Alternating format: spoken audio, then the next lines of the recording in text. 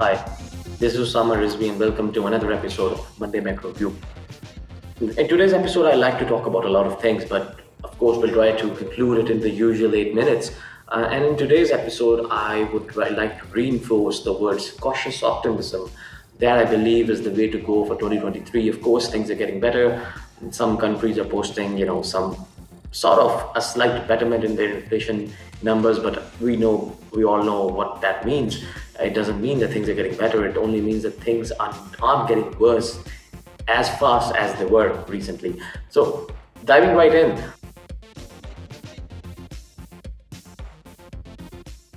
First of all, economists across the world, well, not only economists, but people generally, the market sentiment seems to be really rosy when it comes to the reopening of China.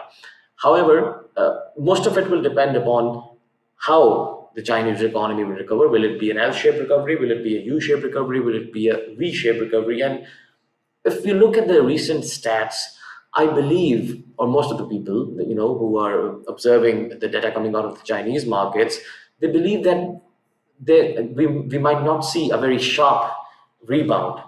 There are different reasons for it, and we have covered them in our Monday macro views in my research articles at primaryvision.co. You can go check them out. Mark has talked about them in our insights at our websites and also the Econ show as well. So while Morgan Stanley is very bullish on Chinese economic growth that recently posted a decade low level, and people are thinking that the international flights from China are rebounding and life will return as usual. Hence, the global economic engine will start chugging again as China, the second most largest economy of the world, will start consuming more material. However, it's a bumpy road and it's a long one. The traffic congestion index in China, for instance, it is still 25% below year-on-year level. So that speaks a lot to about the overall economic activity in the markets and in the country. Also, the road traffic has fallen about 40% as the infection rates have surpassed 60% level. That's a concerning level. And if you remember, I spoke about this, that between this 3 to 6 month time, the rate at which this infection would spread will really guide the trajectory of the Chinese reopening and the rebound in their consumption. 60,000 deaths have been reported in China so far. Deaths have increased from their last level since 12th of January. They're increasing day by day. It turns out that one of the scenarios that we discussed in one of the shows previously by the Economists magazine, I believe we are heading towards somewhere, we're nudging towards somewhere, the worst one. And property issues in China still remain. There are also issues in the exports. Exports are down. I've written the recent research article that I wrote on our website. You can check it out. And I've spoken at length about these issues. So whatever it is, China's economy is reopening, right? But there are issues. So let's not be that optimistic. The inventory levels are up. We all know the China have accumulated a lot of oil at lower prices, and we might not see a rebound in Chinese oil consumption. Plus, China's largest provider is Russia. So when Russia is disentangled, disassociated, disconnected from the market. So do we even count that as a bullish factor for the market? This slide shows about the effect of China's reopening on oil markets, and you can see that oil demand is picking up, but it's not as much of a difference from the previous one.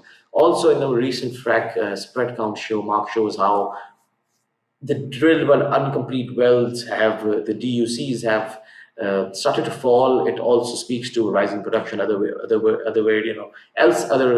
else in the world. Excuse me. So these are the things that will continue to punctuate the theme of Chinese reopening as we move forward. Then there is also the semiconductor war. So semiconductors, the demand for semiconductor is increasing, as you can see. However, there is a chip war going on recently. Japan is the recent country that joined the US sanctioned restrictions against any country dealing or selling equipment or material to China to make these semiconductor chips. That is going to weigh on the global sentiment and the global trade. And when we speak about global trade, let's see this Council on Foreign Relations Sovereign Risk Tracker. And you can see the countries that are at the most risk of a default, most of these countries are either African or they belong to the global south. And that is where I would like to talk about once again that how the developing economies, the emerging markets are more susceptible to whatever is happening across the world. And Martin Wolf actually wrote a very good article in Financial Times recently that spoke about this issue at length. And he has shown interesting charts in it, the levels the debt has accumulated. And clearly, things are not going well in the global economy, in the global south. Pakistan, right now, today, we had our second national grid failure in the past few months. The foreign exchange reserves remain at 9 years low, and I mean, we're heading towards some extremely difficult times. But that's, of course, not only confined to the global south. Look at the housing market and what is happening there. The housing units, the number of housing units completed have fallen. Building permits continue to decline. There has been a drop in existing home sales as well. So housing markets, this is the US economy, contributes about 15 to 18% of the US GDP. Such figures do not bode well for the overall economy of the United States of America. If you look at the global level as well, global dollar liquidity and China's business cycle, you can see very clearly from this chart that things aren't well. I'm not, I cannot go into the detail right now because of the paucity of time, but you can see that both of the lines, the trend lines are falling. Even if they are picking up a little bit, that amounts to nothing as compared to the level they were previously at.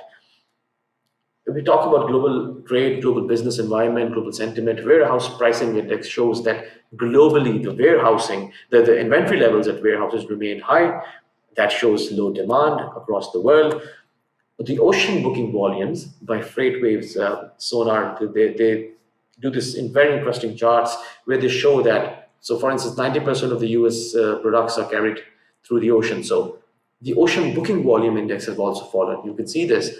That also speaks to a fall in global economic sentiment or global economic activity. Blanked sailings, they are essentially the number of, so global carriers, they cut off the number of ships available so that they can increase the price or vice versa. Blanked sailings have increased 6 times compared to previous years.